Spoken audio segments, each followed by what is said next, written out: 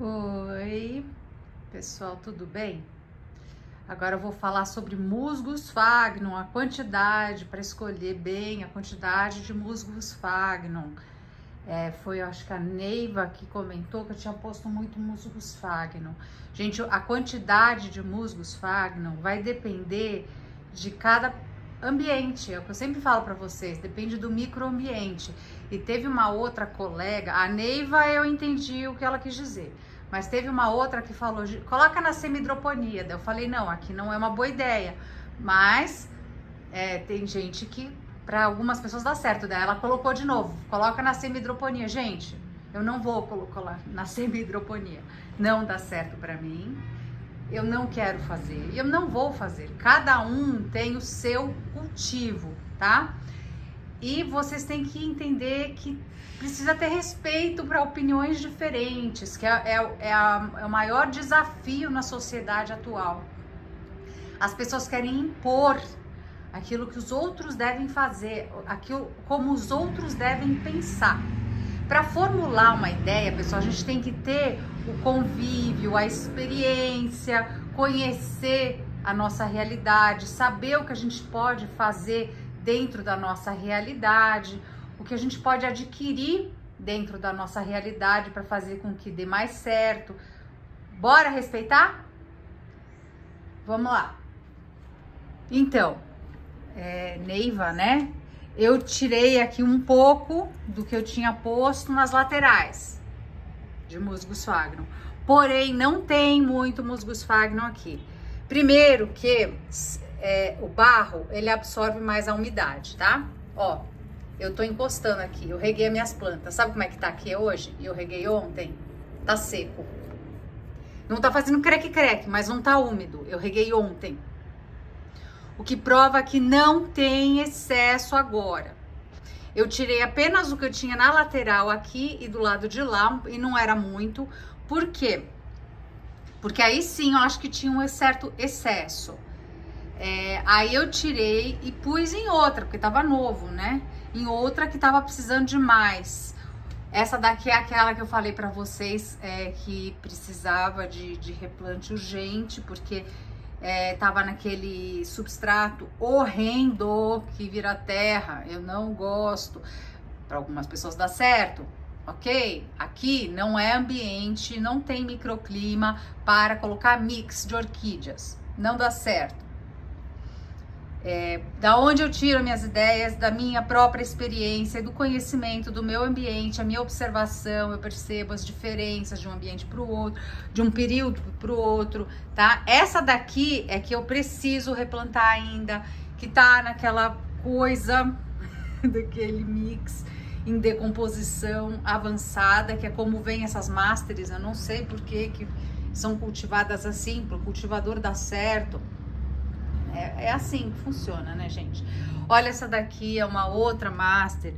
Essa daqui tava com pouco musgo sphagnum e eu não tava dando trela. Aí ela desidratou, daí eu coloquei um outro recipiente, porque ela acabou perdendo algumas raízes. Ela estava nesse vaso, que é, na verdade, um cachopo muito bem furado no fundo, com furadeira. Essa daqui, então, ó, tá indo. Não tá com problema, não. Eu acho que ela parou de ressecar as raízes. Eu mexi o mínimo possível. E é o que eu falo pra vocês. Isso varia de acordo com a estação do ano. Até no meio da estação do ano tem variáveis. Por exemplo, a primavera aqui. Ela vai ter sol aqui dentro de casa, mas no último mês da primavera já vai ter muita luminosidade, mas o sol já não vai estar invadindo. Durante daí os 2 meses seguintes de verão, eu vou ter muita luminosidade, e ainda bem não vai bater sol aqui. O que acontece se bate sol aqui, com o sol forte do verão? Queima tudo. Então é uma coisa boa também para elas passarem a desenvolver mais raízes e folhas. Ela, quando tá mais quente, é o auge da formação de raízes e folhas. Então eu tenho que aproveitar para recuperar as minhas plantas, se eu quiser que elas fiquem floridas quando estiverem preparadas para isso, contanto com muitas raízes, né? E assim elas vão poder manter essa floração sem desidratar, como aconteceu com algumas minhas aqui, por falta de umidade, falta de musgo sphagnum, na época que eu deveria ter posto mais musgo sphagnum. Porém, isso vai alterando com o decorrer do tempo, né? Então, eu tenho que poder colocar mais em algum cantinho e depois retirar. Só que eu baixei a guarda com a correria. Ó, hoje mesmo, já são quase 11 horas da manhã, eu vou fazer o vídeo e vou sair para trabalhar. E vou voltar tarde, sem horário para poder fazer vídeo. Então, pessoal, a gente erra, a gente aprende, e é isso a vida. Até os mais experientes em cultivo passam por isso, tá? Essa daqui faz tempo que eu não filmo, ela é tão bonitinha. É uma espécie.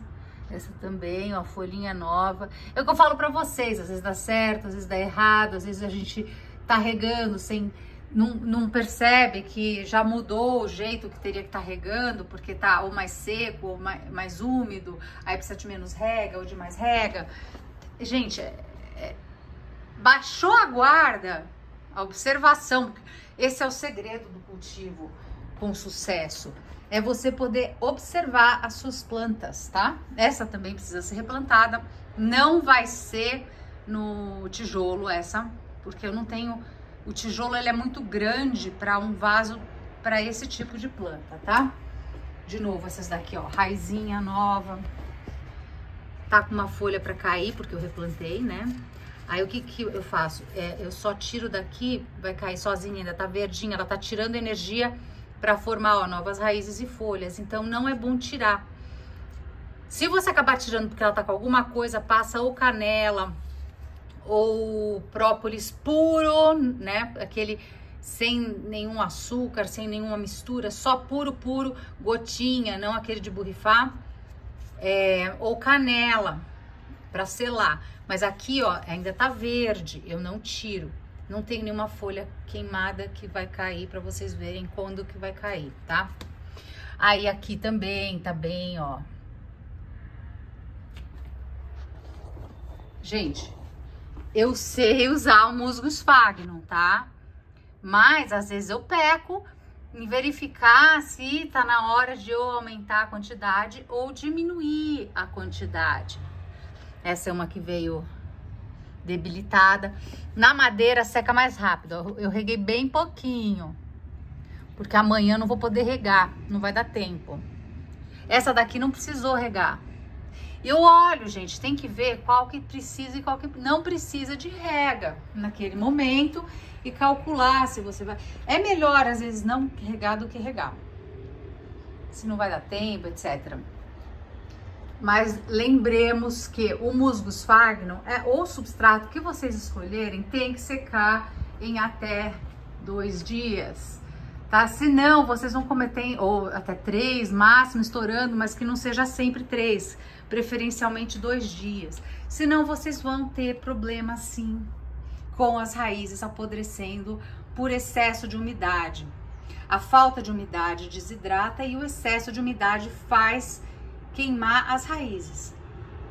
Queimar não, apodrecer as raízes. Excesso de umidade vai apodrecer as raízes. A falta por muito tempo vai ressecar as raízes, porque elas não estão recebendo água. A água, ela chega na raiz pelo velame, que é aquela parte gorda que vocês veem, né? Dentro é um fininho, uma coisinha fininha, que vocês podem ver quando a raiz tá podre. O velame, ele sai na mão de vocês e fica a raiz. Então é isso, gente. Quando é que vocês vão saber quanto usar de musgo sphagnum? Vai depender de o quão úmido é o ar de vocês ou o quão seco é. Por exemplo, eu tenho Phalaenopsis que estava lá fora, na madeira, que porque não tinha musgo sphagnum o suficiente na época seca, as raízes secaram.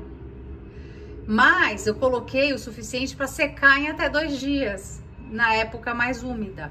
Então foi erro meu não ter pensado numa maneira de aumentar a umidade dela, colocando mais musgo sphagnum quando estava mais seco e batia mais sol, aqui estava secando mais rápido. seca mais rápido aqui na época mais fria, porque é mais seco. Vocês têm que conhecer o microclima de vocês, é essencial vocês conhecerem, tá? A intensidade solar que a planta precisa. Por exemplo, as minhas violetas aqui, elas estão recebendo sol, mas menos do que as falso, mas elas poderiam receber tanto quanto, viu? Tranquilo.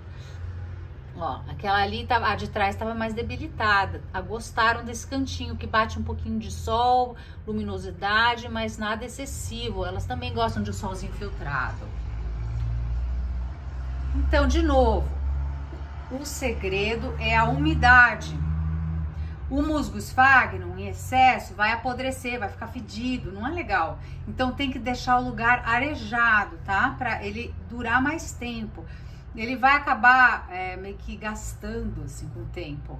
Então vocês também tem que ficar de olho. Mas ele não apodrece tanto quanto ele tem um período dele de validade, claro que tem. Se ficar mais arejado, vocês não vão sentir feder. Agora, o mix, por exemplo, já não dá certo, né? O carvão eu parei de usar, por exemplo, porque ele vai segurando o adubo. Aí vai queimando as raízes por excesso porque saliniza, né? Então eu preferi parar.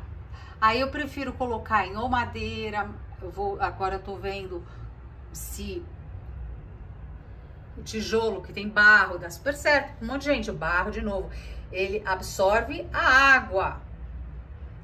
Então, gente, é importante vocês verem quando tá secando.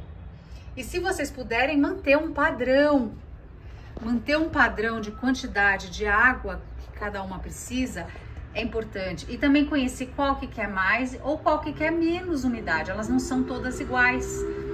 Tem variação de quanta umidade cada planta quer, tá?